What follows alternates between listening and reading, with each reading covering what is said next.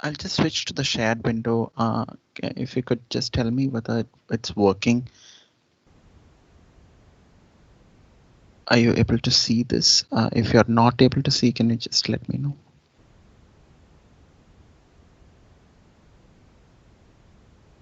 Hi, Deepak. You're able to see the poster. Okay, yeah. Thank you. Yeah. Thank you, Sricha. Yeah.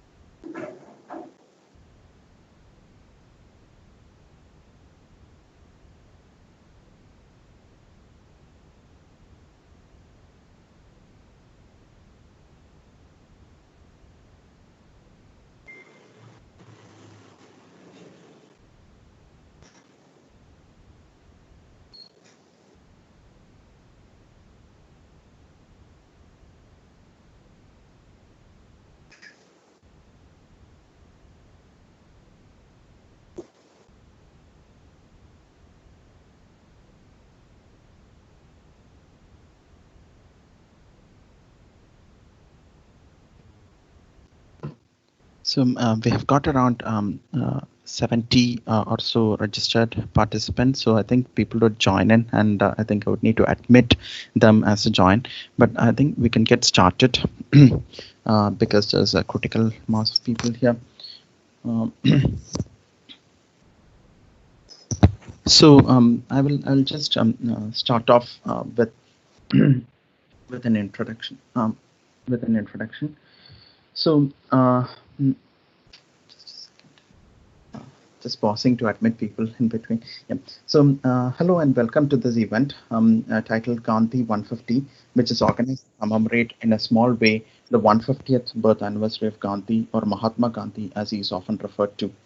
This event is being organized within the context of a collaborative research project which involves Indraprastha Institute of Information Technology, Delhi, and Cochin University of Science and Technology.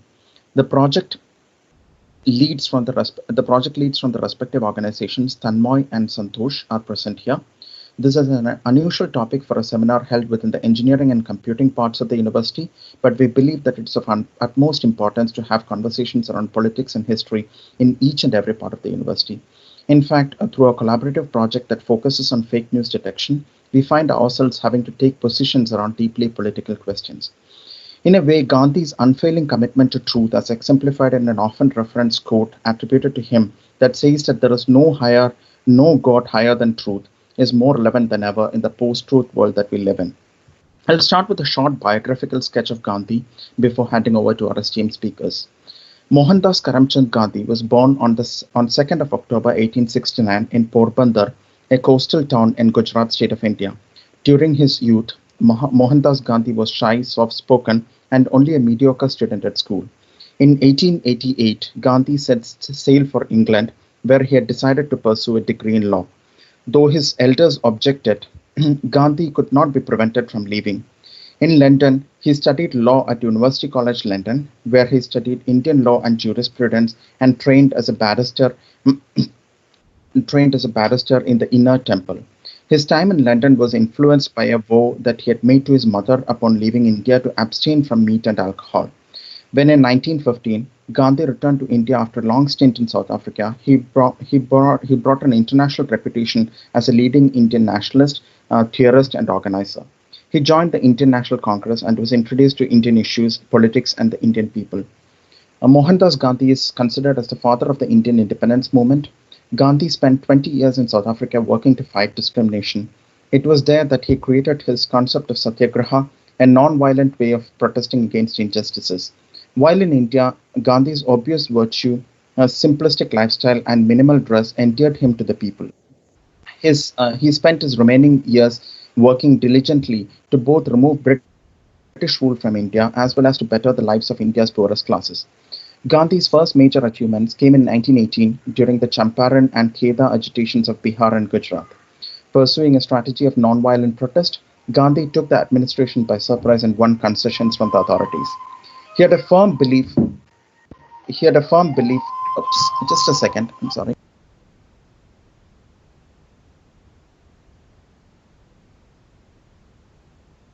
Sorry. He had a firm belief in and asked his followers to employ non-cooperation, non-violence, and peaceful resistance as their weapons in the struggle against the British Raj. His wide popularity among both Hindus and Muslims made his leadership possible. He also fought for the rights of the untouchables, the lowest in the caste system, referring to them by the name Harijans. He lived modestly in self-sufficient residential community and wore the traditional Indian dhoti and shawl woven with yard hand-spun on a charka. He often undertook long fasts as means of both self-purification and social protest. Gandhi is commonly, though not officially, considered as the father of the nation in India. His birthday, 2nd of October, is commemorated there as Gandhi Jayanti, a national holiday, and worldwide as the International Day of Nonviolence. Gandhi had held a firm position that the state shall have no religion. I'll just a second. I'll just share this. Mm, that the state shall have no religion, even if the whole community belongs to one religion. Religion, he said, had to be a purely personal matter. In reality, there are as many religions as minds. Each mind has a different conception of God from the other. He asserted that the state was bound to be wholly secular and that no educational institution should enjoy state patronage. He wanted free India to be the governance of India by the representatives of all people without the distinction of religion. Yet, the icon's legacy is no longer secure in India. Many in the current administration consider V.D. Savarkar a far right Hindu supremacist who is accused of involvement in Gandhi's assassination as their ideological mentor. A portrait of Savarkar hangs in the Indian Parliament building. However, when you look back at Gandhi's writings and thought, it is easy to see that he anticipated much about the current political moment. Even when you look back at the global political landscape, Gandhi's positions on truth, nonviolence, anti colonialism, and secularism cannot be more relevant than it is today. Maybe at this point, I'll just start the recording. Just trying to figure out how to. Just a second.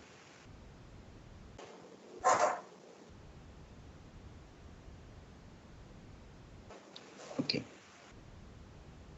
So, with that short introduction on Gandhi, let me conclude and introduce the first of the two esteemed speakers that we have today. Richa Raj is an assistant professor, Department of History at Jesus and Mary College, University of Delhi. Her research interests include subjects such as communalism, socio-religious reform movements, and education in the context of modern Indian history, and most recently, oral history. She earned her PhD from Jawaharlal Nehru University for research on the topic of social and political impact of the Arya Samaj movement in North India. She is currently member of the statutory body Academic Council at University of Delhi, serving since February 2017. She served as an invited panelist at the 79th session of the Indian History Congress on the topic of Mahatma Gandhi and making of the Indian nation. The topic of her talk today is Gandhi's Ramrajya, reflections on the social and political philosophy of the Mahatma. So, Richa, we are looking forward to your talk, and I'll hand it over to you. So. Thank you, Deepak. First of all, I would like to thank you and your team for inviting me over to speak on a topic that is so relevant in times today. That is on Gandhi's ideas of regarding social and political philosophy. His entire idea of Ram Rajya, what exactly Ram Rajya means, and how he used Ram Rajya in his correspondences, in his public addresses, etc. So I would like to begin with this idea that there are two ways of knowing Gandhi. One, Gandhi that exists in contemporary political discourse, where tokenism rather than actual adherence and understanding influences how the image of Gandhi is constructed across hoardings, party banners, institutional events, and public policies. The large purpose of this Gandhi, this constructed Gandhi, is to legitimize public policies rolled out by those in power. The other is the historical Gandhi, extracted from sources such as Gandhi's own writings, be it his autobiography, columns in the newspapers that he wrote in, public addresses, his correspondences, and also what his contemporaries had to say or write about him, both nationally or internationally.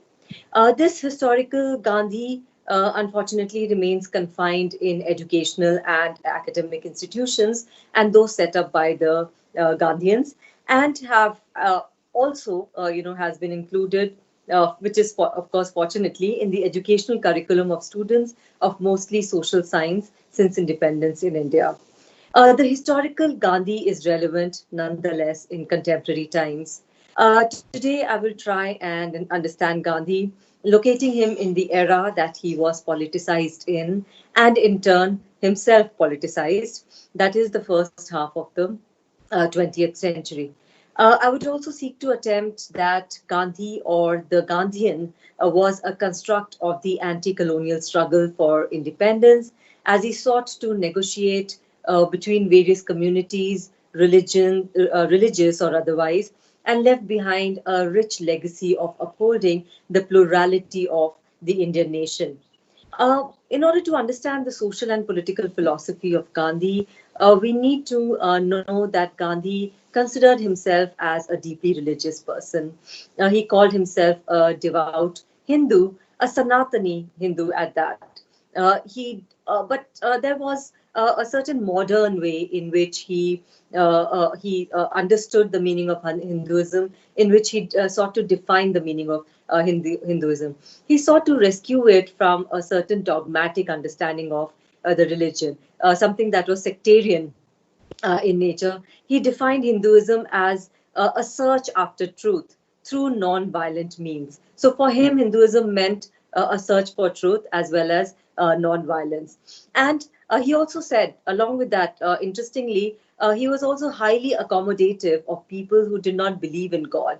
So, there was space for the atheists as well in his understanding of Hinduism. He said that a person may not believe even in God and still can call himself a Hindu. So, Hinduism was for Gandhi a relentless pursuit after truth. It was the most tolerant of religions. As he said, Gandhi said that Hinduism as a creed was all embracing. So, this was a very fascinating way of explaining what Hinduism was and what it meant to Gandhi. Now, for Gandhi, Gandhi was not only someone who was only interested in the application of Hinduism into his social and political policies or experiments, but he also read other religious texts. He called the Gita, the Bhagavad Gita, as the most fundamental to his understanding of social life, of religious ideas, of social and political ideas as well. But apart from that, he also read other religious texts, such as the Sermon on the Mount. He also claimed to have read the Quran and also texts on Buddhist philosophy.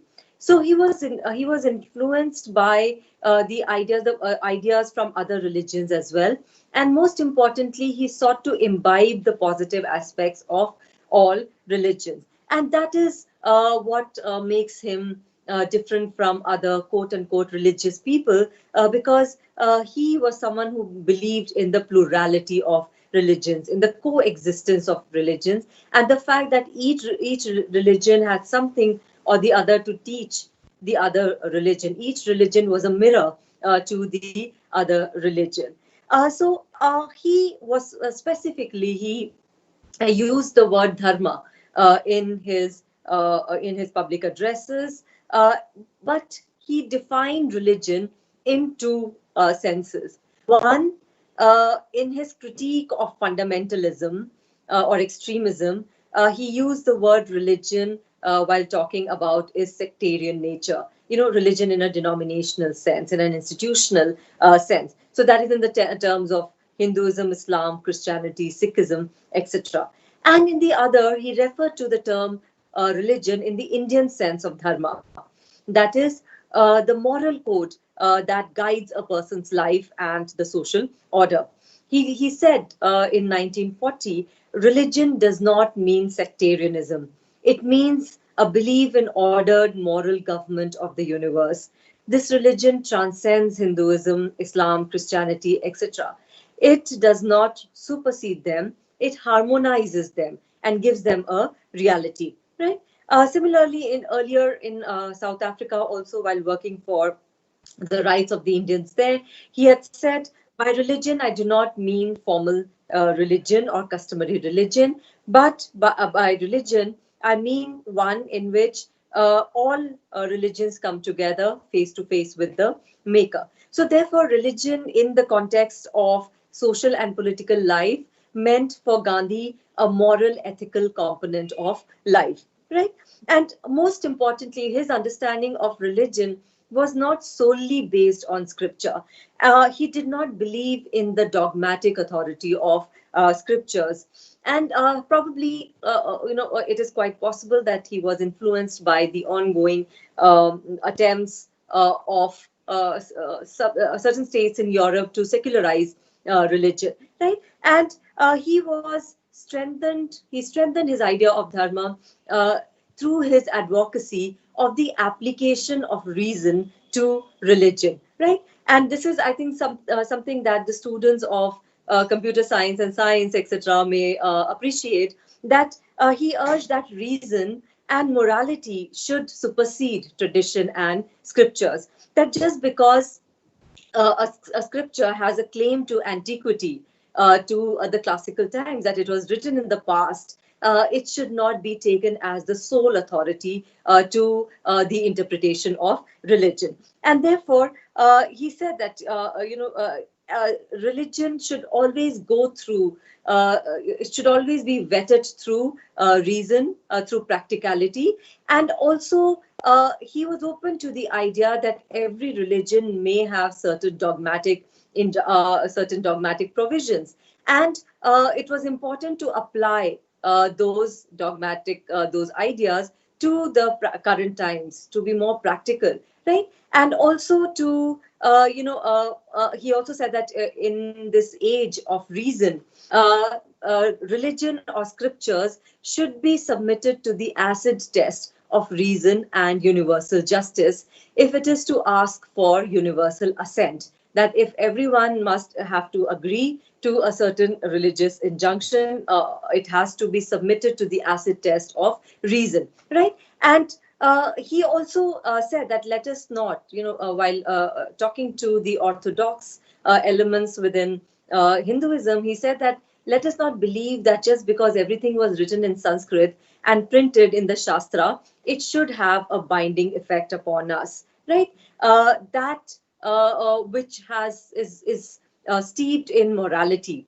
For him, morality and ethics was more important. So that which was steeped in morality and which was complementing reason should be accepted by the religious authorities or by people in general, right? So he therefore consistently, whether he was writing in the 20s, 1920s, or 30s or 40s, he was consistently talking about the application of reason in the interpretation of the scriptures. And this he was doing not only for Hindu scriptures, he also,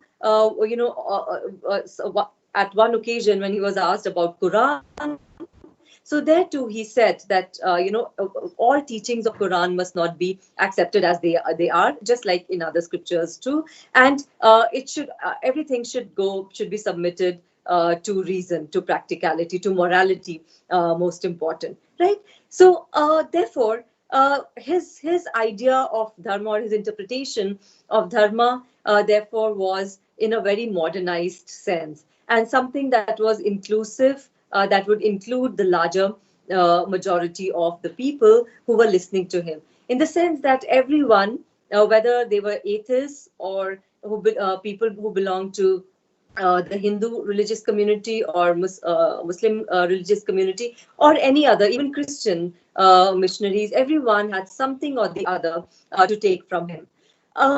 Now, this idea of dharma and this interpretation of religion, therefore, opened this path for him to also apply certain religious terms to his political vocabulary, right? Religious terms such as Ram Rajya, right? And he often, Gandhi was someone who wrote a lot.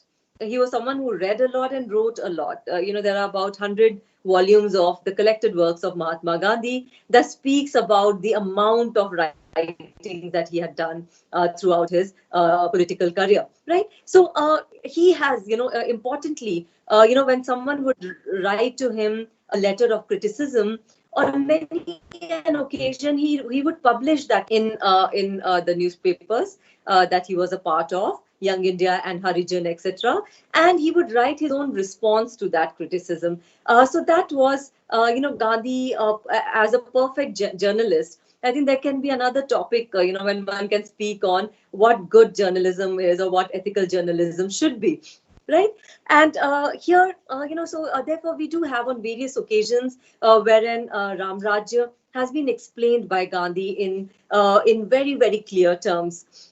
He first of all said that he wrote about Ram Rajya not in a religious term, not in he did not have a religious meaning to attribute to this particular term. In fact, he used it in the sense of a reign of goodness and justice.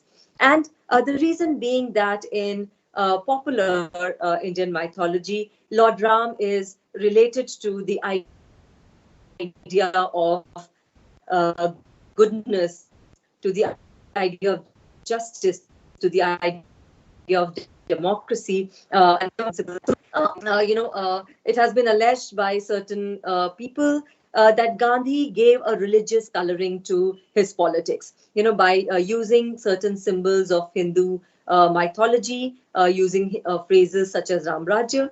He gave a religious coloring to his political views.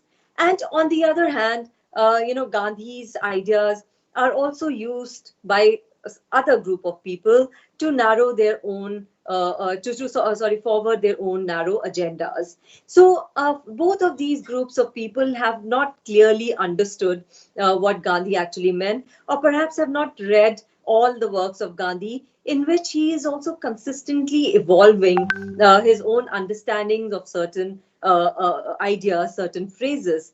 um, he did not use religion in the ideological definition of nationalism or its program.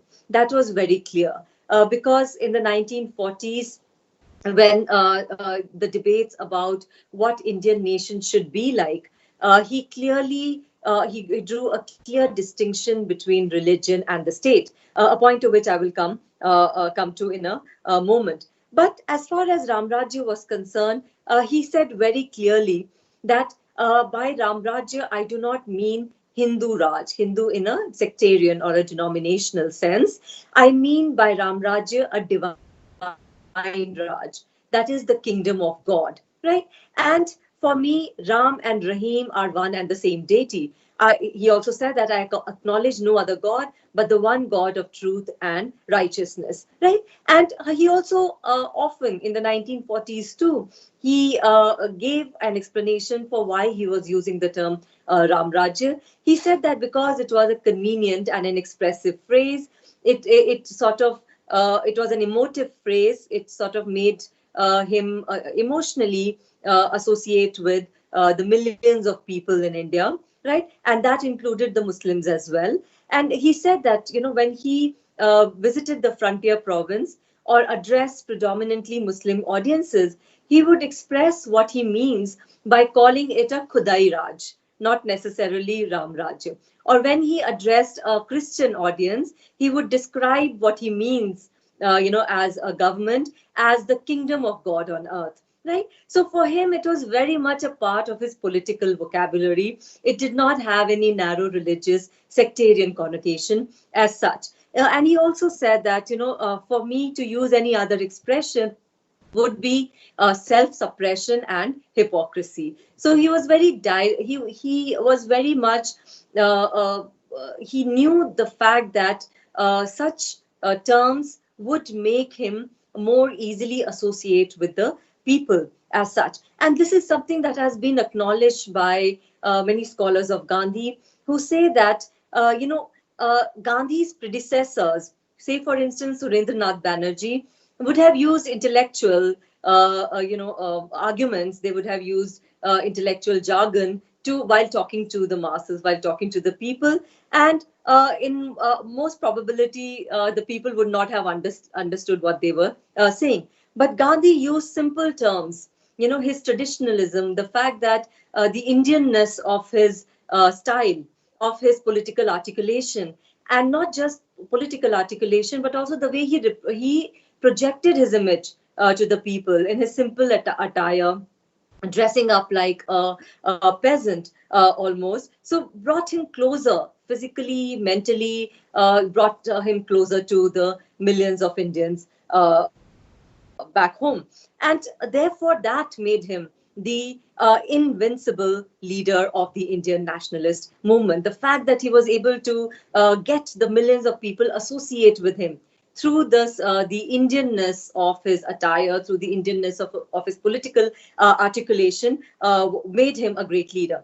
And this is something that has also been seen in how Subhash Chandra Bose, who opposed Gandhism, who opposed, who was a critic of Gandhi, throughout his active political career. Subhash Chandra Bose also said that, when the Mahatma speaks, he does so in a language that the people comprehend, not in the language of Herbert Spencer and Edmund Burke, as for instance, Sir Surendranath Banerjee would have done. but in that of the Bhagavad Gita and the Ramayana. When he talks to them about Swaraj, he does not talk about the virtues of provincial autonomy or of federation. He reminds them of the glories of Ramrajya, the kingdom of the mythical king Rama, and they understand.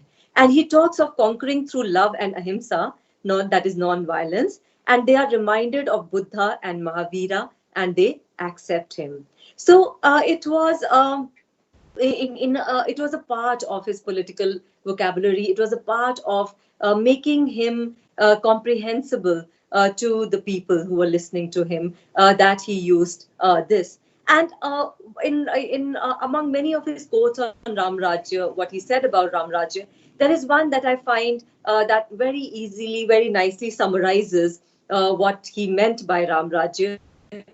When he said in 1945 that it can be the word Ram Rajya can be religiously translated as kingdom of God on earth, politically translated as perfect democracy, in which inequalities based on possession and non-possession, color, race, or creed or sex vanish. In it, land and state belong to the people, justice is prompt, perfect, and inexpensive, and therefore freedom of worship, speech, and the press. All this because of the reign of the self imposed law of moral restraint.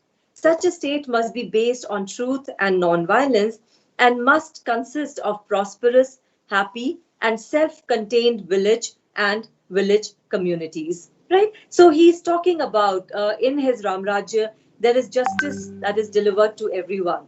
But with that justice also comes a sense of morality. Also talks about equality to everyone, but with that he also couples it with fraternity, the idea of fraternity, the idea of brotherhood, of everyone looking after each other, and especially looking after the weakest sections in the entire society of the Indians, right? So, therefore, the usage of the term Ram Rajya uh, radically restructured the Indian national struggle as well. Whereas earlier, before Gandhi popularized this vocabulary and before he mobilized the people towards the Indian national movement, the movement was mainly confined to the elite sections of the Indian society, people who belonged to the upper class. But Gandhi mobilized the people into the Indian national movement by using such words, which he felt would bring the people closer to the Indian national movement. Right. So therefore, he was an important leader in the Indian national movement from the point of view of enlarging the nationalist constituency by incorporating new people into the anti-British struggle. So therefore, in that particular anti-colonial struggle, Gandhi was a symbol of radical changes because he was radicalizing politics by including people into the Indian national movement, the common people who would understand the concept of a just state, who would understand the concept of civil rights through the concept of Ram Rajya, right? Now, again, his Ramrajya also included the idea of fusion of dharma or morality into politics. And this is very important. Again, he said that because of his devotion to truth, it was important that politics should not be devoid of religion, right? And again, he often reiterated that religion for him did not mean in a sectarian or a denominational sense, but it meant in a sort of a morality or an ethical code of conduct, right? So in that sense, therefore, he said that politics had to be moral.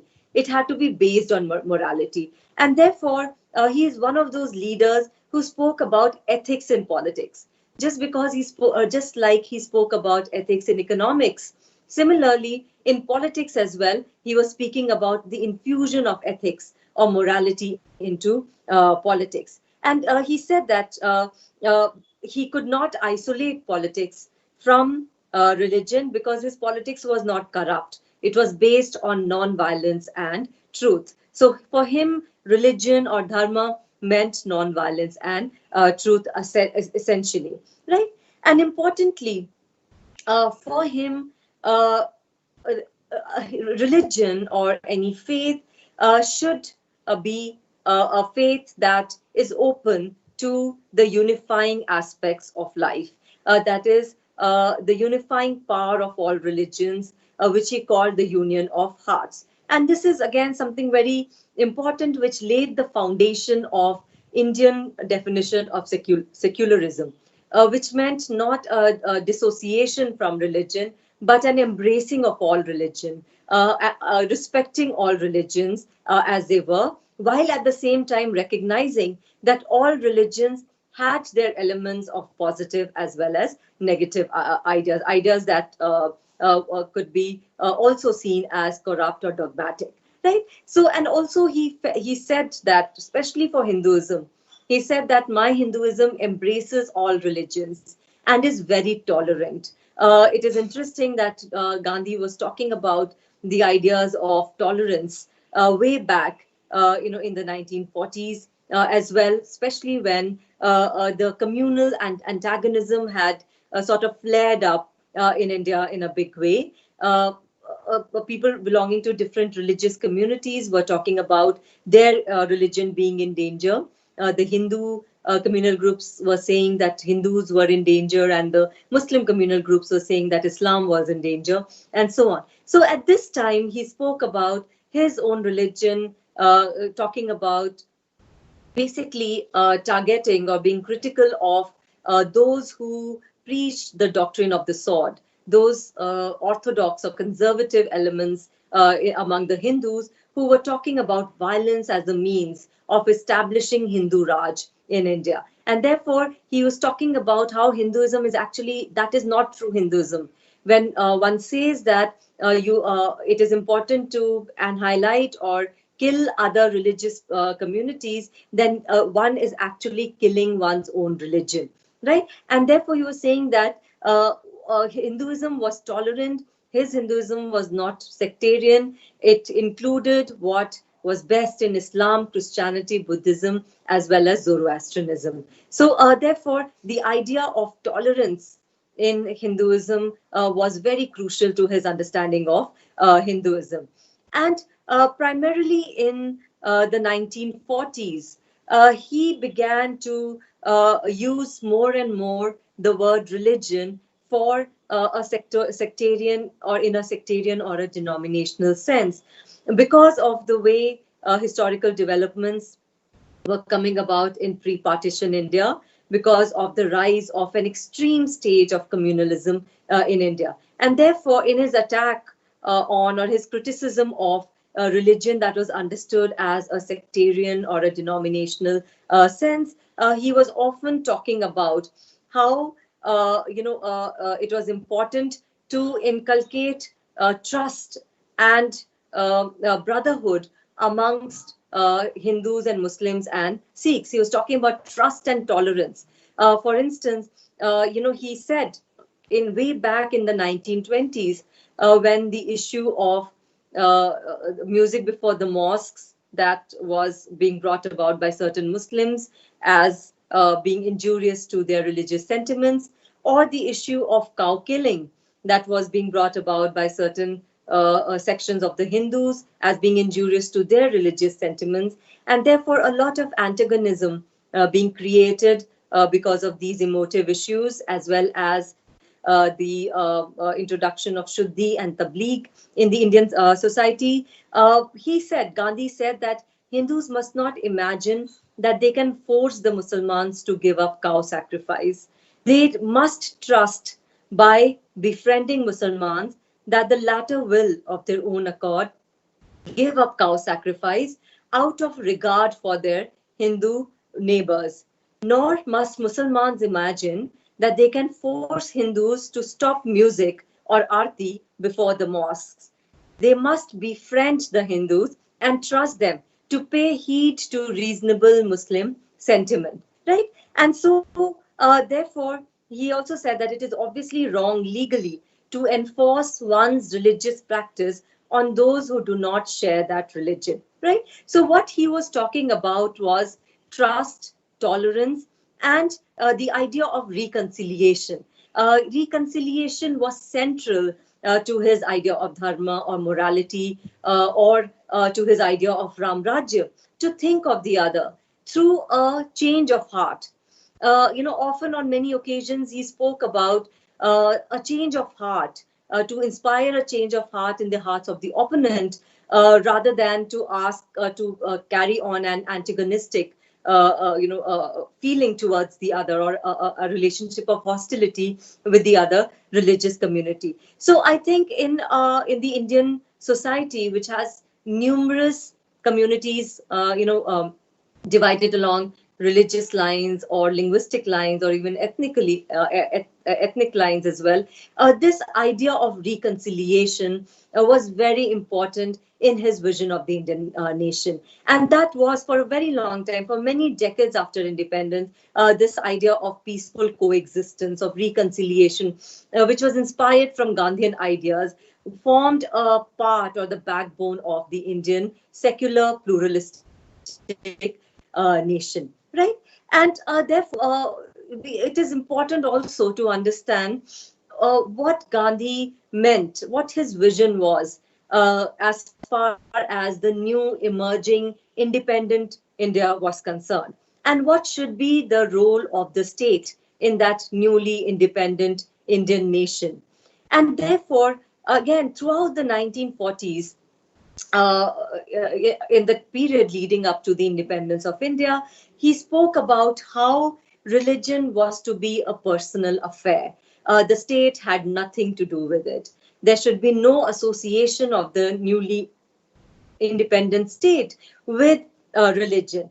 And he said that if we confined religion to our personal matters, all would be well in our political life. Right. So, there was a very sharp social engineering that we see coming from out of Gandhian philosophy. The fact that if you can only be a nationalist working for the independence of India if you believe that all religions can peacefully coexist in the Indian nation. So his idea of Indian nationalism, which was basically the product of the anti-colonial struggle in India, in which people from different religious backgrounds, from different caste backgrounds and ethnicity and linguistic backgrounds came together in the struggle against the colonial government.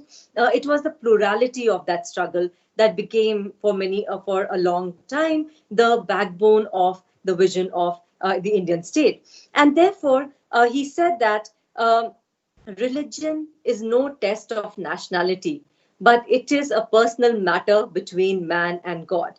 That Indian nationalism cannot be derived from religion. Therefore, Indian nationalism cannot be the prerogative of one particular religion. Our nationalism was a product of a united struggle.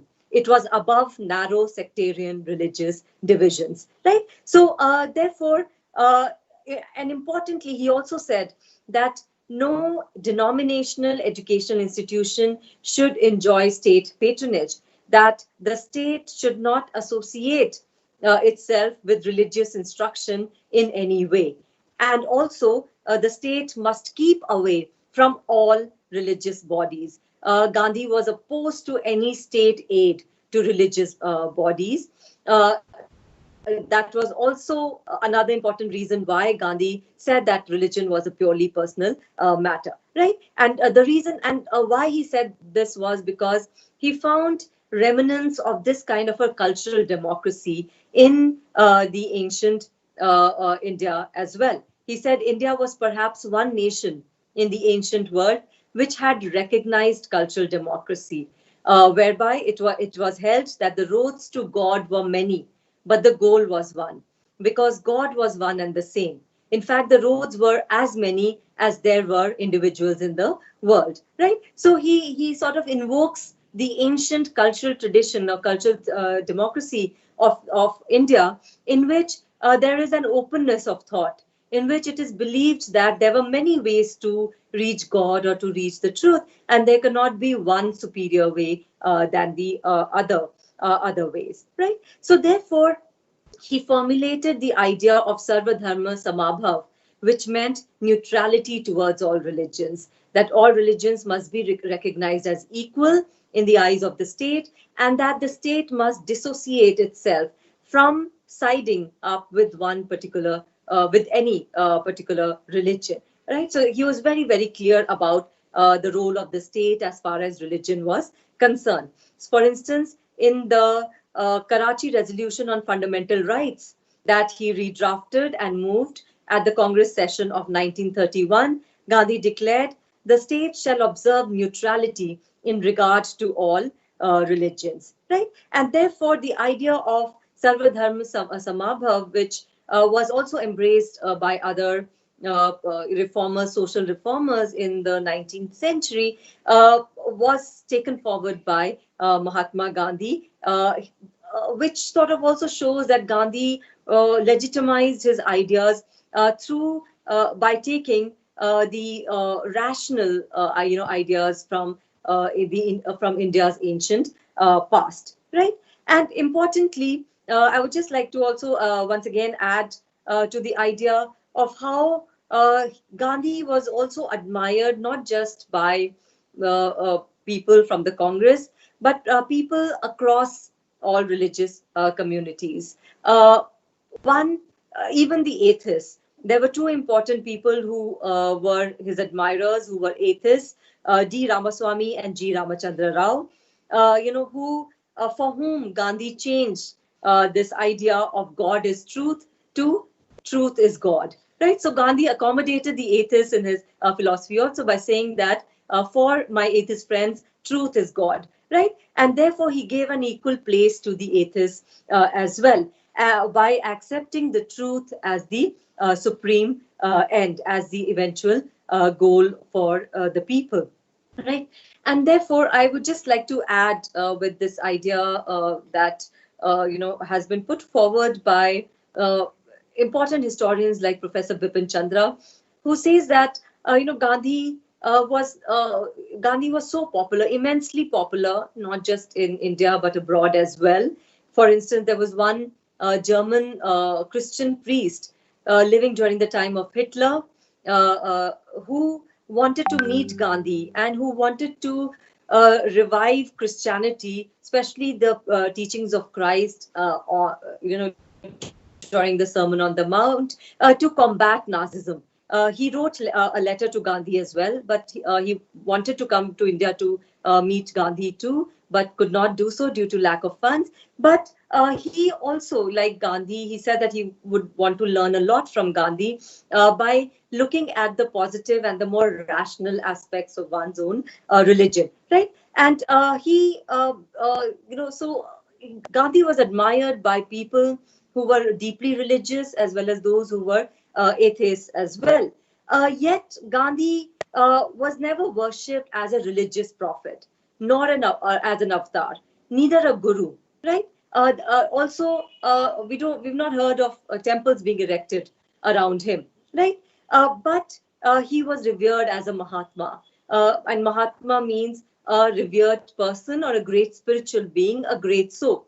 He was not respected as an avatar or worshipped as an avatar or a Swami or a Guru. So that speaks, the fact that he was called a Mahatma and not a Guru speaks that his understanding about his own understanding of religion, which was not in a sectarian way, in a denominational way, but in a more spiritual way, in a way which was more attuned to morality and ethics, right?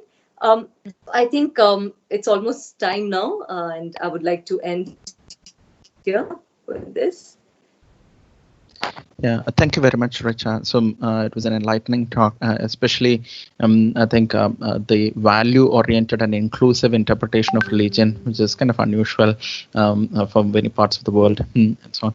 So I think we'll take questions at the end after the next Right. talk as well. So Yes. if there are any questions from the audience, please feel free to put them into the chat box in this thing, and we'll come to it. And so thanks again, Richard. So yeah, just Sure. so moving on to the next speaker. The next speaker is Dr. M. Satish Kumar from Queen's University, Belfast. So he was the former director of Queen's Academy, India, and is currently the director for internationalization for the School of Natural and Built Environment at Queen's University in Belfast. So he's a fellow of the Senator George J. Mitchell Institute for Global Peace, Security, and Justice, and he's a leading international expert in colonial and post-colonial studies focused on South Asia, covering many areas across social sciences and humanities. His knowledge and expertise is widely sought by governments, charities, and other national and international organizations. He has been an active advisor on subjects such as international development and higher education to the Department for International Development, Northern Ireland Assembly, Indian Government, Royal Irish Academy, Belfast City Council, and Habitat for Humanity, Trinity College Dublin, among others. He is currently a visiting professor at the Banaras Hindu University, India, and has also held a number of visiting positions in Jawaharlal Nehru University, New Delhi, and the University of Calcutta, and the Soka University of America. He has secured key grants to undertake research in India and South Africa and has published in critical areas of social sciences across a multidisciplinary field and includes the themes of post-colonialism, decolonization, gender and development, heritage and development, among others. The topic of his talk today is some thoughts on Swarajya. So over to you, Satish, and looking forward to hear from you. Thank you. Thank you. I know that I'm at the moment in Delhi, just come out of my almost 7 months of Banwas. And thank you to Richa as an old alumni from my own university in JNU. So it's always a pleasure to see JNU former students doing so well, especially middle level students and others.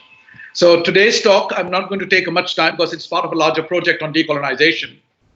And what I intend to do is, I have 3 talks on Gandhi, but today I'm going to be introducing some aspects of my thoughts around that. And I know that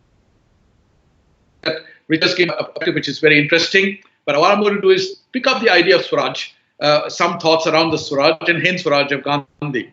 And there's a lot of things written about it, but I thought at least commemorating 150 years to see exactly where this perspective, how it has evolved, how it has emerged, and today what are the relevance to the modern context, not just for India, but global. So that's a sort of few words that I would say. So Gandhiji used the term Hind Swaraj, which for him had a distinct connotation.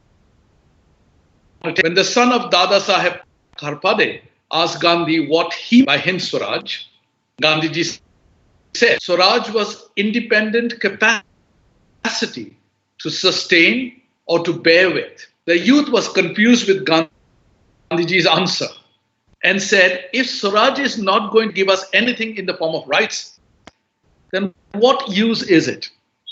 It only means to suffer. Okay? So please understand the context that Gandhiji was introducing this. The earliest reference to Swarajya was in the Constitution Bill of 1895, also known as the Swaraj. It was conceived of and written during the nascent rise of Indian nationalism. It called for self-governance of Indians by Indians, albeit within the British Empire. Okay? So the next time Swaraj or Swelf comes into circulation was from the presidential address of Dadabhai Naoroji in the Calcutta session 1906. At this time, there was a huge divide in India between the moderates and the so-called radicals or extremists in the Indian National Congress. Thus, in the Calcutta session of 1906, Dadabhai Naoroji and the Congress adopted Swaraj as the goal of Indian people. But here a bit of politics was played by the moderates too. They by no means wanted to be tagged as radicals. They toned down the resolution and called it self-government, which meant obtaining the self-governing status in a British colony. Thus, the whole meaning of Swaraj of the radicals was changed in that Congress. It's more inclusive and much more open. So what were the resolutions adopted in 1906? And I just want to draw your thoughts to that. The key resolutions adopted in 1906 in the Calcutta session was resolution on the partition of Bengal that Curzon had determined was going ahead. The resolution of self-government, of Swaraj.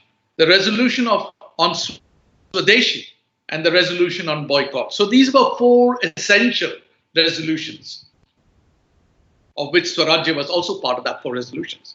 The challenge faced by India at the time was that of galvanizing action for Swaraj. When the majority of the moderates in the party were spouting liberal idioms, especially when dealing on a day-to-day basis with a brutal, mindless colonial bureaucracy. So colonial bureaucracy was a major hindrance, was a major stumbling block. And if you look at almost all the writings of that period, they all attribute to the challenge of the colonial bureaucracy. And we see today, bureaucracy has not changed from Gandhiji's time. The bureaucracy is still mindless, still very much there in terms of stumbling block to the progress of the nation. According to Maurice Jones, in the political discourse employed by Congress leaders, one could discern 3 distinct idioms, which he characterized as the modern, the traditional, and the saintly. All the 3 were deployed in different contexts to win electoral support. Now, nothing is above politics here, and they were deployed very systematically. In urban constituencies, they used modern liberal idioms, and in the rural context, they used saintly idioms, which in fact was the style of Mahatma Gandhi's moral and ethical discourses of Swaraj thus oscillated between these 3 extremes, depending on the leverage expressed by key players in the field. And there were key players jostling in the field as we were trying to get some foothold against the British colonial Raj. We thus see a clear demarcation between the so-called secular versus the branded communalist. It was observed that, generally speaking, the traditionalists were systematically branded as communalist, as opposed to those who professed liberal and modernist identity. Swaraj, too, came under the same rhetorical back. And I said, I'm not taking sides with each of them, but I'm presenting the facts as it were. The politics of decoupling, and this is crucial because I'm going to come back to the decoupling debate at the end of my talk. The politics of decoupling from the colonial administration became a call for boycott. On the other hand, selective disengagement was proposed, such as self-rule within the framework of British imperial government. What then emerged was very interesting, in that Hind Swaraj, as described, was not geared toward the issue of governance at all. This point of uniting the people for action and Swarajya, or political self-rule, was the key demand of the mainstream Swarajists. I call them Swarajists at one level. We had Lala Rajpat Rai, Bal Gangadhar Tilak, Bipin Chandra Pal. All were considered to be radical, communalist, traditionalist. And they were there as an opposition. There was a fundamental difference between Hind Swaraj of Gandhiji and the group that was Tilak and others who proposed Swarajis. So few thoughts on Hind Swaraj. Hind Swaraj, or Indian Home Rule, was written by Gandhiji in a dialogic form between the reader and editor of a newspaper or a journal. He wrote this book in his native language in Gujarati while traveling from London to South Africa on board the SS Kildonan Castle between November 13th and 22nd, 1909. In it, he expressed his views about Swarajya, modern civilization, mechanization, etc., etc. This book was banned in 1910 by the British government as a seditious text. Gandhiji deployed moral and ethical arguments in securing Hind Swaraj. He was also guided by deep spiritualism and used Bhagavad Gita selectively. So for Gandhi, politics was a handmaiden of spirituality. What is interesting is that with the passing of Lokmanya Tilak, the ideation of Hind Swaraj by Gandhiji was constructed and positioned antagonistically against the major opposition to Gandhiji, which was Veer Savarkar. Vinayak Damodar Savarkar was there as an opposition. So let us look at how these two people played out their arguments in public. According to Penny and others, the Gandhi-Savarkar dualism helped to highlight the key nuances of Swaraj as enumerated by Gandhiji. Gandhiji substituted the word Swarajya, or self-government, with his understanding and explanation of Hind Swaraj in 1910. Savarkar, on the other hand, was more concerned in breaking the tyrannical perpetuation of slavery under the British colonial system. So for him, Swadharma to Bharat Mata was as important as Swaraj at that point of time. However, for Gandhiji, sovereignty was very different concept. And as Richard has already explained, that sovereignty was really critical in the way we were engaging with at that point of time. So let me take some examples of Swarajya as developed by him over the course. For Gandhi, Swarajya involved the reform of the self and the duty to oneself that enables one to serve others. He was always questioning the very idea of self-sovereignty, the self-independence, the self-sovereignty. Gandhi also used the term Swaraj for home rule or self-government for the Indian people. But he makes it very clear that there is a symbiotic relationship between Swaraj as self-rule of individuals and the Swaraj as a home rule or self-government for the Indian people. Very two distinct concepts. In other words, home rule that the Indian people would achieve would be true only to the extent they are successful in being self-ruling individuals. Gandhi used the term organic Swaraj or the kingdom of heaven upon the earth, which has already made a reference to that. I want to also add my bit to that. In his public work, the whole effort of Gandhiji was concentrated on the achievement of organic Swaraj or the kingdom of heaven upon the earth, which he called Ram Rajya or Dharma Rajya, or whatever we may call it. This was to be done while keeping intact the genius of India's civilization. He never wanted to disassociate with the historicity of Indian civilization. And I think that's where some aspects of his secularism comes through quite strongly. Okay? He was not taking sides. Such a Rajya is responsive to public opinion and cares for the lowliest of the low. And I think that is very important. His emphasis on the lowliest of the low. That means the downtrodden, the untouchables, all of that, the Dalits as we call it today. That was his emphasis, great emphasis on that particular group. Public opinion is a vital force in developing internal strength. When the public opinion is free and not artificial, it is truthful. A Rajya built on such a public opinion is Ram Rajya. So here again, the politics of how do you moderate public opinion is very important in terms of our progression as a democratic society. So in an ideal state, therefore, for Gandhiji, there is no political power, for there is no state. And he uses Thoreau's idea that government is best which governs the least. The least governance is really important for democracy.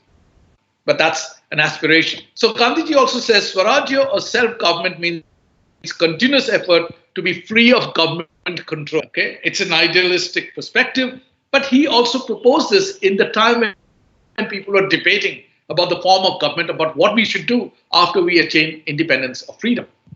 He says, emancipation of one and all, and not for any one class or section or interest. So in chapter 15 of Hind Swaraj, Gandhiji puts forward the thesis that the real challenge is to free the millions of people, but not simply to change the government. How could this be achieved? Not by the use of arms and violence. This is for two reasons, he adds in his book. He adds, one, any resort to violent rebellion would require thousands of Indians being armed, which is itself too tall an order. Two, he also says, more importantly, if India resorts to arms, the holy land of India would become unholy. In the process, India would become a land worse than Europe. He vehemently rejects the use of brute force for attaining Swaraj for India.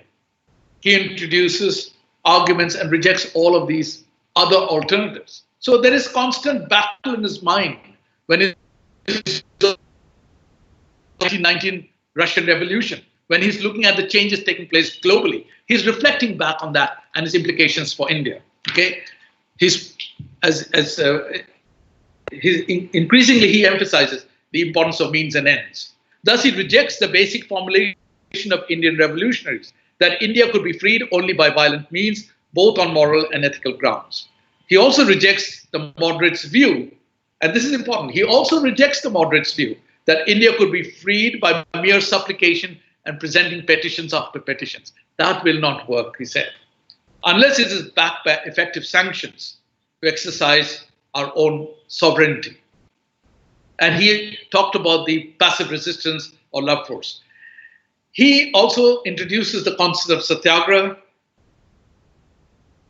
Satyagraha a mode of passive resistance, a method of agitation and protest based on truth and non-violence. So satyagraha based on truth and non-violence, which is crucial, not just any truth. Okay?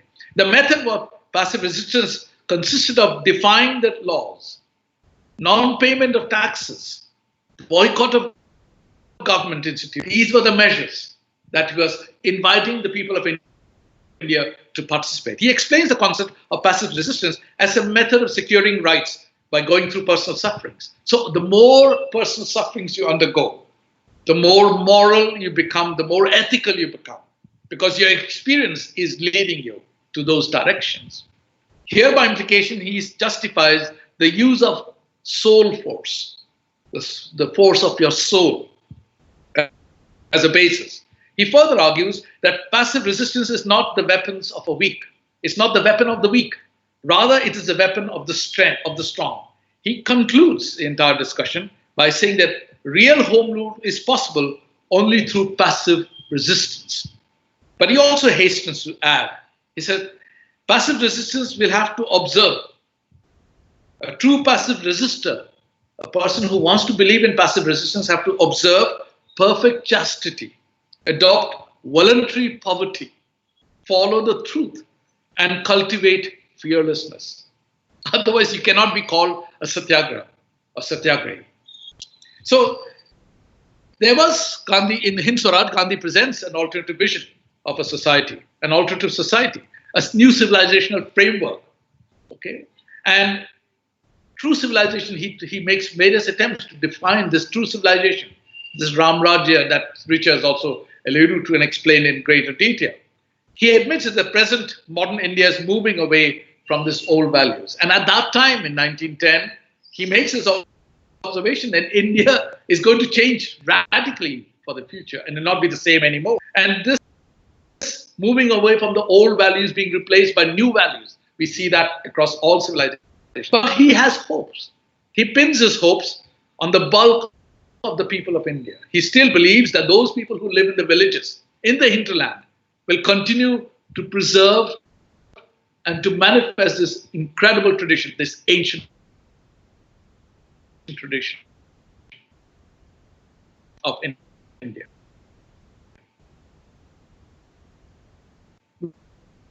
Which is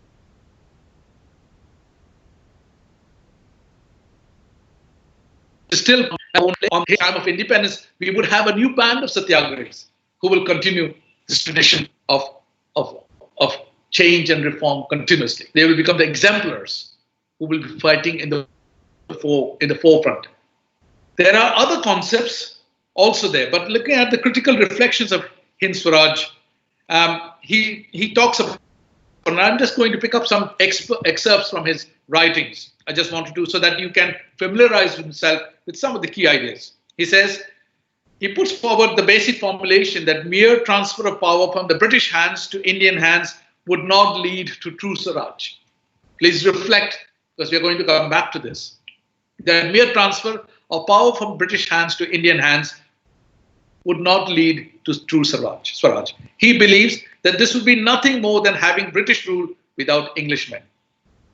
He says, in that case, India may not be called, or may be called Hindustan, but actually it would remain English.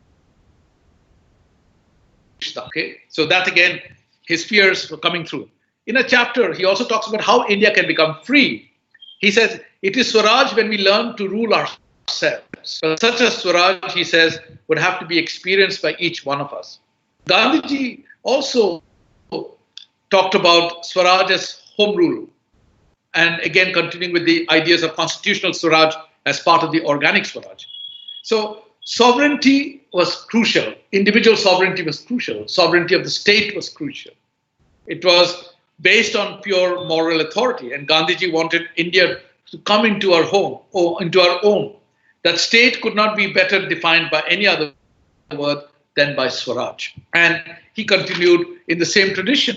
Swaraj meant a state such that we can maintain a separate existence without the presence of the English. If it has to be a partnership, it must be a partnership at will. And he also goes on to speak in Calcutta referring to one of the Calcutta speeches, he says, Swaraj, according to Congress, means Swaraj that the people of India want, not what the British government may condescend to give. And again, you can see he's pushing the boundaries of Swaraj continuously in the Hind Swaraj, in his book, in his analysis. So initially, Hind Swaraj did not attract a lot of attention, but two critical commentators came through as soon as the book was published. Both were his good friends. Weiberg, who was a South Africanist, who introduces some of the critical commentaries on the book Hind Swaraj. I don't want to go into the details of the commentaries, critical commentaries. I'm going to pick up some elements just for the consideration of the audience. Two major critical comments which came during Gandhiji's own lifetime. And one is by, as I said, W.G. Weiberg, a former member of the Transvaal legislature and a good friend of Gandhiji, despite their differences on racial issues. And the other one was Nehru. Nehru was the other critical commentator on Gandhi's book, Hind Swaraj. So Weiberg's ideas, I just want to pick up some of the things. Gandhiji referred to the Western civilization as a kingdom of the Satan. That means all evil that you can think of is visible in Western civilization. And Weiberg contested that formulation in the Hind Swaraj, that all Western civilization is not evil per se, or manifestation of evil per se. He also talked about the importance of Indian population, that the Indian population has to be galvanized for action. It's not easy for them to really move through with one particular truth. How do you get people who are illiterate, who are of different abilities, come together for a common cause? It's a big challenge, and he was posing that to Gandhiji, that it's very difficult to get all of them to come together for one particular objective. He also mentioned and quoted Annie Besant to the effect that Indian people do not need to give up their desires and activities in order to become a satyagrahi. So again, he says, just to be a satyagrahi, you have to completely cut yourself off from the realities of daily life. So he was trying to provide some sort of common ground. Weiberg also raised questions about passive resistance. And he argues that passive resistance in actual practice would be nothing but transferring the battle and violence from physical to the mental plane. Okay. So again, he says, is the people of India equipped to undertake this great challenge, or the grand challenge of Hind Swaraj? And he also continues to say it could not be used for political ends, as his primary means was to transcend the world altogether. So in a way, he's saying that you cannot decouple, you cannot delink yourself from the global by creating this unique civilization or unique group of people who can promote a particular worldview. And this was being raised as way back in 1910. Okay? And so Gandhiji then asserted that the primary purpose of his whole Hind Swaraj was to mitigate and, if possible, to eliminate violence. So Gandhiji makes it very clear. He accepts the points of arguments against the book, and he makes it very clear that it's basically to eliminate violence. And I think Gandhiji felt that violence was one of the biggest challenges in India. And how do you transform this violence imposed, perpetrated by the colonial government, by the people themselves in their own daily life? He left Weiberg with no doubt that home rule could be obtained with no doubt that home rule obtained by violence would be totally different from the one obtained by passive resistance. He convinced that point of view. Passive resistance was both moral and spiritual, according to Gandhiji. Gandhiji defended his firm condemnation of the Western civilization on the ground that was judged on the scale of ethics. He said ethics is the key point by which you determine whether civilization is good or bad. In that respect, evil, good or bad. So Gandhiji went on to assuage the fear proposed by Weiberg, the fear that he mentioned it very clear. Weiberg's fear was that predicated on the premise of complete divorce between religion and politics. Weiberg said you have to maintain a complete divorce between religion and politics. And Gandhi said something very interesting. He asserted that he's in fact working to bridge the gap between religion and politics, as he wanted to test all actions on the touchstone of ethics and morality. So he said he's not trying to keep them apart. He wants to within the Indian civilization framework in order to reinforce the importance of ethics and morality. So an interesting point, I thought, which should be considered as well. Trying to nail them apart. He wants to within the Indian civilization. On the other hand, his criticism was quite clearly defined.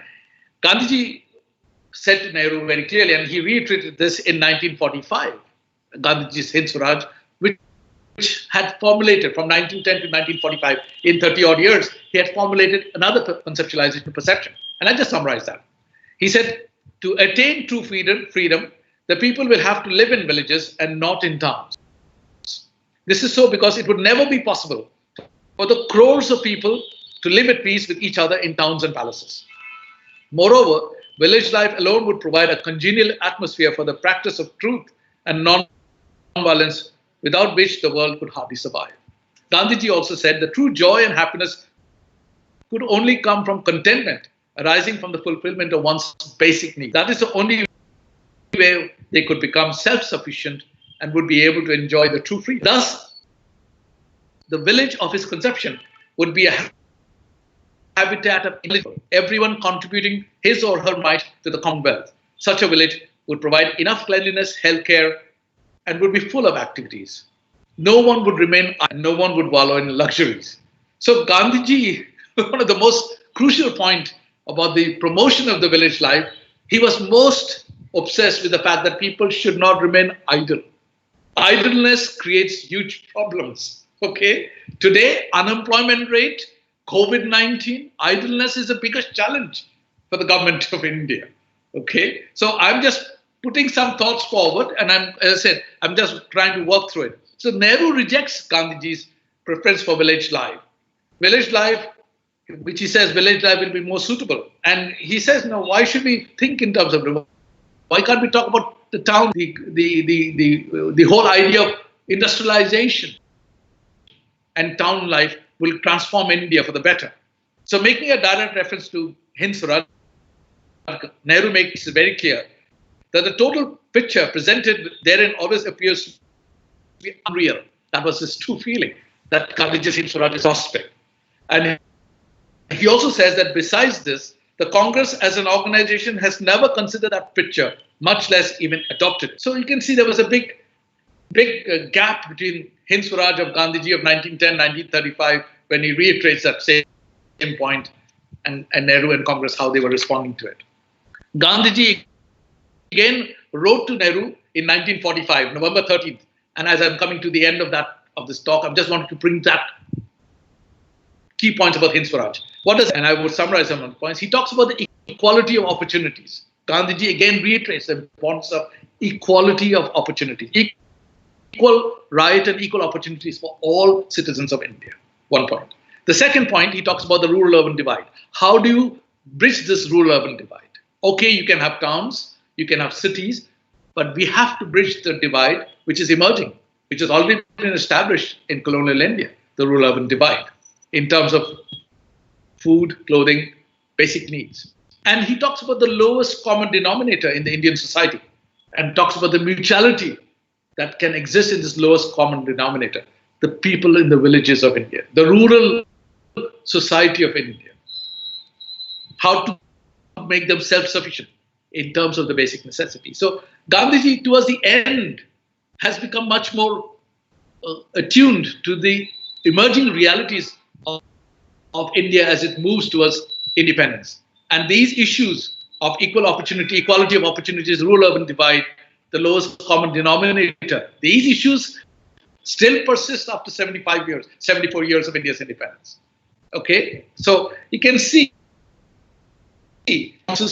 measured responses from the. So in terms of critique and everything else, can we say that Hind Swaraj is based on a realistic assessment of India of 1910, India of 1905, India of 1935, 1943?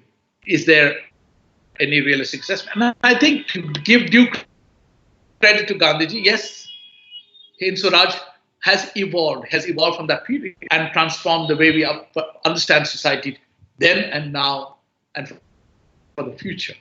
Gandhiji himself accepted some of the limitations of his formulations of Hind Swaraj.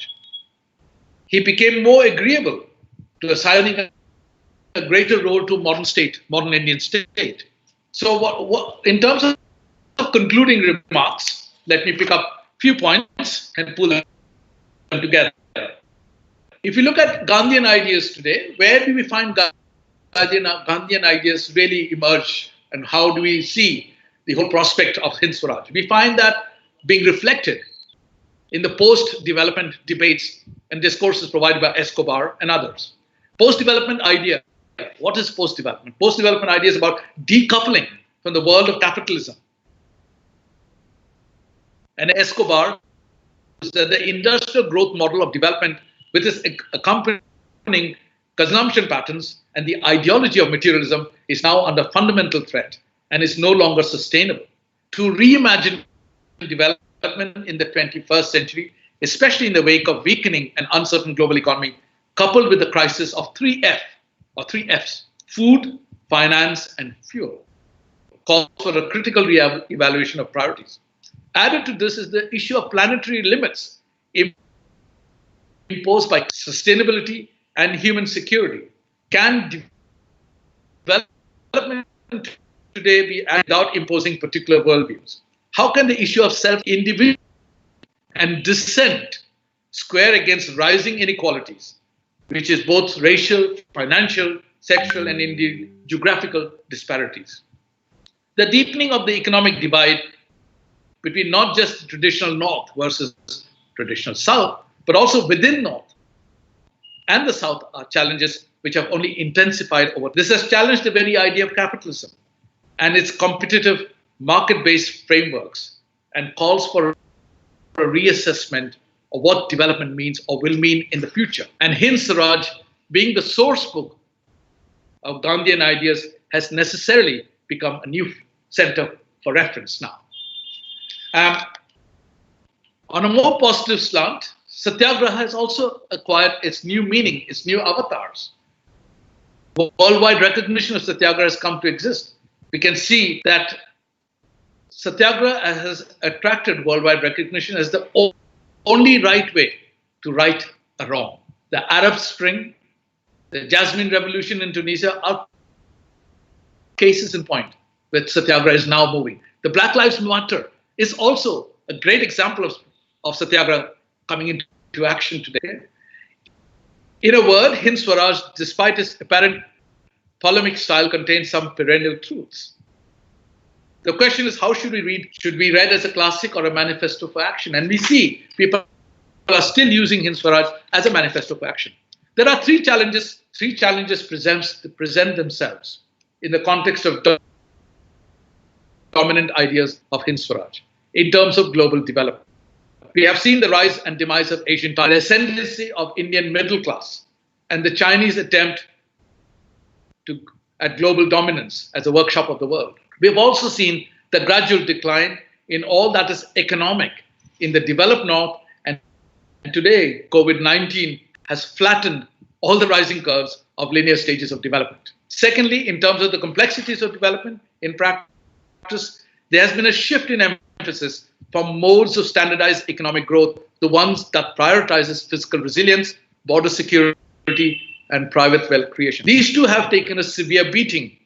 Development there is no longer about idealistic, universal, or democratic outcome for all, but rather about normalizing what have become persistent inequality. Lastly, the intersection of global challenges such as those of COVID-19, climate change, extreme inequalities, and terrorism have presented real crises in the development outcomes for the immediate future. This crisis demands an approach that enhances interdependence and human solidarity between and within countries, rather than remedial tinkering with the structural contractions and contradictions that persist between the rich and the poor. The morality of economic growth needs to be squared with reducing inequalities, vulnerability, and environmental security.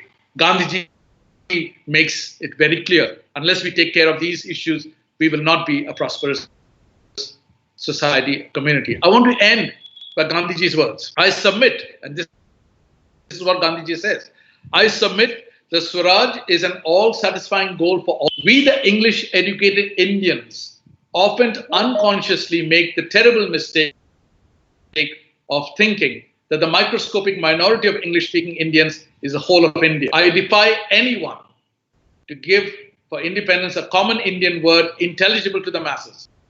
Our goal, at any rate, may be known by an indigenous, by the 300 million. And we have such a word in Swaraj, first used by Dadabhai Naroji.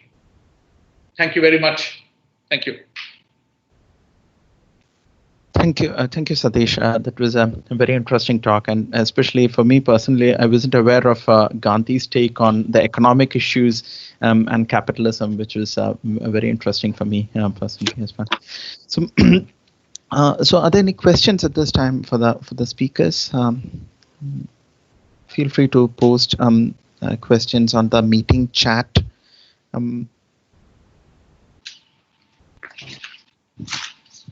Hello, Deepak. Yeah. Santosh? Yeah, I'm Santosh. Yeah. I think the chat box is not enabled. I could not. Oh, the chat box is not enabled, is it? Okay. I think, yeah. Oh, I see. So, well. Okay. Yeah. Okay. So by maybe the way, is the raise hand function available? Can you see yes. that? Okay.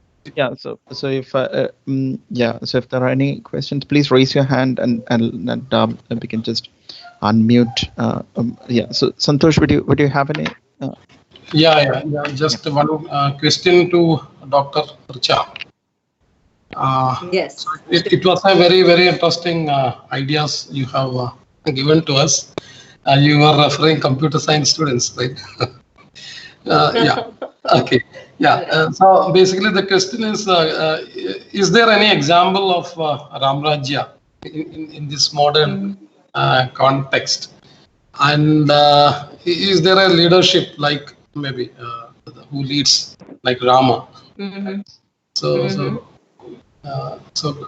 can you just elaborate on this idea? Well, I would say that in today's context, there are many examples of how Ram Rajya is not there, rather than how Ram Rajya is there, whether Ram Rajya is there or not. Right? Ram Rajya is definitely an idealized concept, something that needs to be emulated, and Ram Rajya is seen in the attempt to achieve that Ram Rajya is seen in many movements, as Professor Satish has also very brilliantly pointed out, in his summary also, in the way people have risen, like say, for instance, in the Arab Spring, in the Black Lives Matter movements, etc. So there is definitely an attempt by people to bring about that Ram Rajya. Right.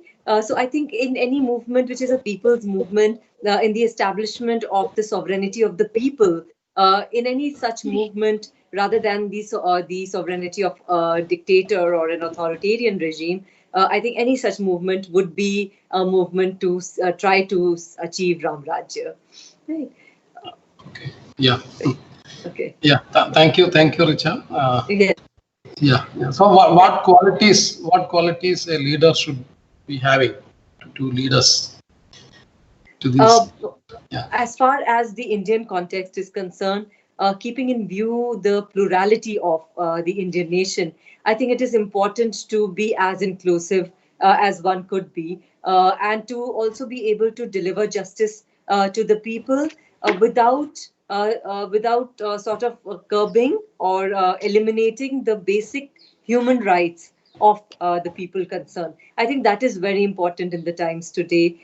People should be able to live freely, be able to express themselves freely, and be able to practice whatever religion that one wants to without the intervention of the state. I think that would be the principles of an effective leader, rather than just following a majoritarian tendency or giving fuel. I would say, giving fuel to a majoritarian tendency. In the Indian context, people, I still believe, I have a strong faith that people are still not, generally, people are not communal as some would like them to be, right? But the fact that even Gandhi also said that, while talking about the murder of Swami Shraddhanand by a fanatic, Muslim fanatic, Gandhi had not blamed that person per se, condemned that person per se. He had said that, it was the thoughts, the vicious thoughts that were circulating, that were poisoning the minds of the people, that led that person to actually kill or murder Swami Shraddhanand, right? And similarly, he would also say for other fanatics who would kill others as well. So again, therefore, it is actually the idea that could either be poisonous or it could actually help in bringing about greater positivity or greater harmony within the Indian society. And the true mark of a good leader is which side does that person take? Does that person take the side of an idea which sort of completely disrupts the social engineering of a particular society, or a leader who's taking up an idea, beholding an idea that sort of brings together a society. So I think that is one that we can sort of look at when we are trying to see whether a person is ideal leader or not. Yeah. Thank you, Dr. Richa. Yeah. Thank you, Santosh. Yeah. Thank you. Yeah.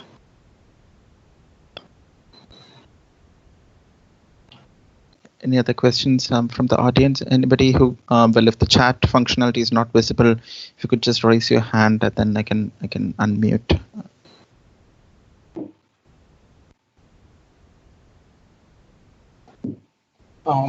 Can I ask one more question? Yep, sure. Sure. So the question is to Satish. Dr. Satish, your talk was very interesting, and you made a statement that idealness creates problem. So that was Idealist? Idealness. Yes, idleness. Yes. Idleness creates problem, right? Yeah. Yeah, that observation was very true in this current context. So my question basically is on what was Gandhi's take on industrialism and thoughts of Marx, basically. Yes. I mean, yeah, as I said, Gandhiji's, I can't go into too many details of that, but idleness was one of the biggest challenges that we still face. I mean, globally it has been. And I think, we have to put it in the context when things were evolving in the global scenario as well, with Russian Revolution, with Marxism, etc., etc. The whole idea is that Gandhiji at one side was saying that modern civilization was problematic. On the other side, he also was aware of the fact that if people were just sitting on idle, it created more problems for around. So in a way, how do you engage people of India? You have a perspective that's self-sovereignty, that you have self-sovereignty which is based on an engagement, whether it is with your daily life, whether it's with your daily practice or whatever you do. So that's why he looked at the simplicity of rural life. Yeah. His belief was idleness. And I think somewhere in the back of his mind, he had this idea that people in the towns would be and actually being engaged in something. So you see that fascinatingly, that concept transforming from 9 months Swaraj, based on his experience of South Africa and London, and then going back to that period, and trying to really, sitting there trying to really provide a framework of action. And bear in mind that when he was in London, he was meeting almost all the hardcore radical extremists. They were all do together. They were discussing. It is not that they were sitting in watertight compartments. They were all engaging with each other. So, there were things that they were discussing, what to be done, how to be done. So it is, for me, what is really fascinating is that the idea of industriousness, the idea of engagement, the idea of didn't have, if you're in English, if you did not have the linked languages, you were not getting the salary that you are paid for what you were doing. Even, you had who would come in because they were able to speak and translate and converse with each other. But I think one of the problems that came in, and I think I must say, I would have said this on many occasions, is the corruption. How do you find that corruption was institutionalized? in this period of time. And why is no one talking about the institutionalization of corruption, which has been so problematic? Today, if you look at India, that is one of the biggest challenges that we face in India, that we have taken it as given corruption. And it has been institutionalized right from the 18th, 19th century, all the way through and through. So yes, it is a big problem. Yeah. Yeah. Thank you, Satish. Thank you so much. Thank you. So, so if I may ask one thing to actually to Satish, so have you looked at how Gandhi has observed the developments in Ireland, well, around the 1910s and 1920s, so on? Yes, Gandhi was aware of it. Gandhi is aware of it. My work, as I said, my sabbatical, my work on decolonization is basically picking up some of these strands. So on Monday, I'll be giving another talk, but there I'm going to completely turn the whole argument of Swaraj on his head, completely separate. So I'm going to provide a completely new perspective on Swaraj, which is from the point of view of his relation to Ireland and so but not references, but I'm sure Richard can add a bit more to it. But I'm looking at the perspective that sometimes there's a lot of glorification about what Gandhiji said and did, etc. But I think we need to contextualize them. We cannot take it as gospels. So we have to be very circumspect. And I'm quite keen to see new interpretations and new linkages. But yes, on Monday I'll be talking about the founder of Ireland. Okay. Yeah. Look forward. Northern Ireland, the foundation for the, and you'll be interested in that. Richard, if you want, Richard, please go ahead if you have something to add. No, in fact, I would love to hear what you have to say in that talk on on Ireland and Gandhi's views and contextualizing it.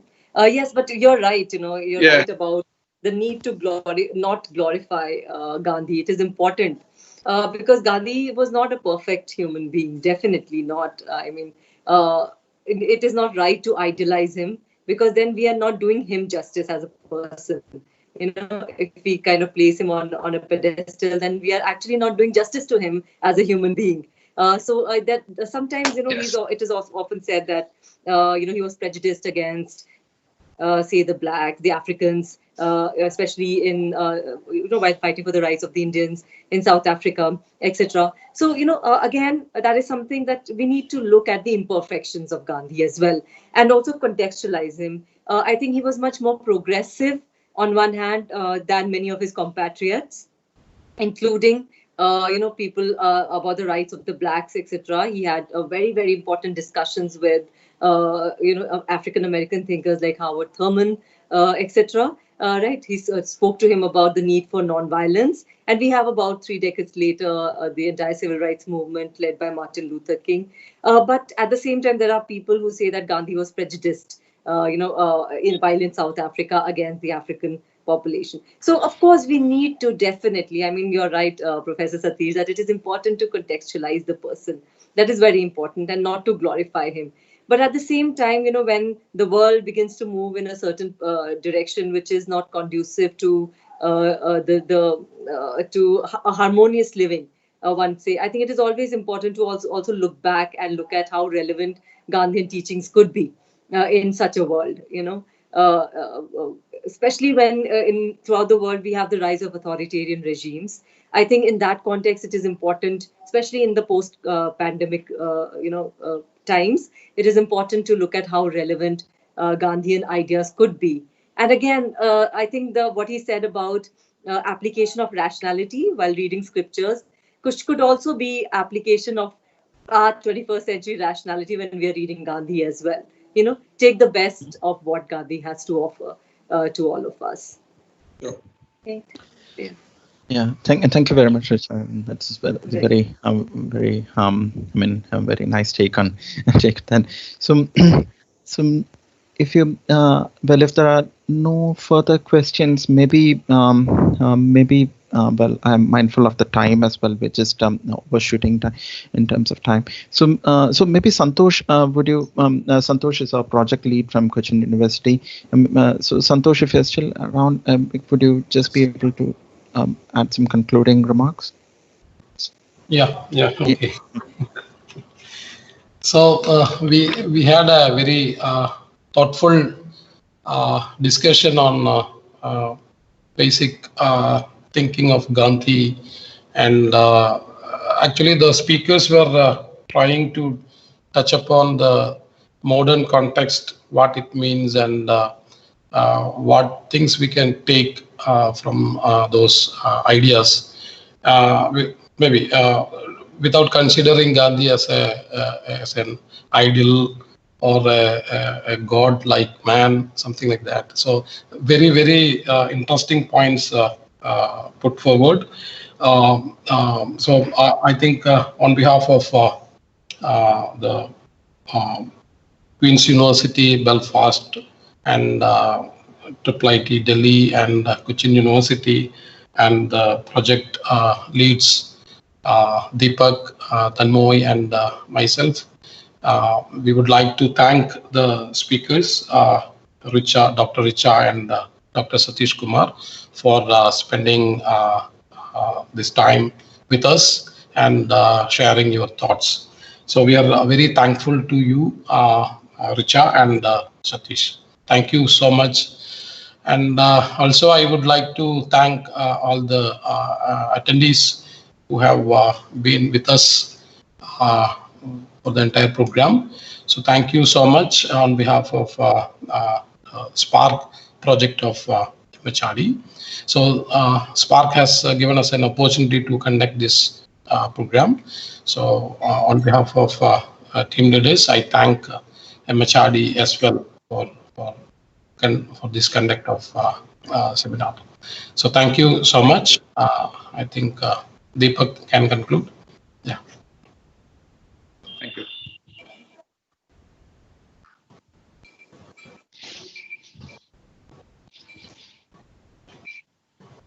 Oops, I'm sorry. Yeah, sorry. Yeah. Well, this happens all the time, I suppose. So I was just saying thanks to the speakers for agreeing to participate and for the for the nice talks. And it was certainly very enlightening to hear to hear the various perspectives of Gandhi. And just for participants, so some participants had asked me about whether that they had known some friends who could not be able to attend because of time constraints, and whether recordings will be available. So we are indeed trying to make the recordings available via a YouTube link. So if somebody needs them, or you want to pass it on to somebody, please feel free to contact me later, maybe over the weekend. Yeah. So that brings us to the end of the session. So thanks again to everybody, and yeah, hope to organize more of these things later on, as after the pandemic thing in person as well. Thank you. Thank you very much. Thank you. Thank you. Thank you to everyone. Thank you. Thank you for all this. Thank you. Thank you. Bye bye.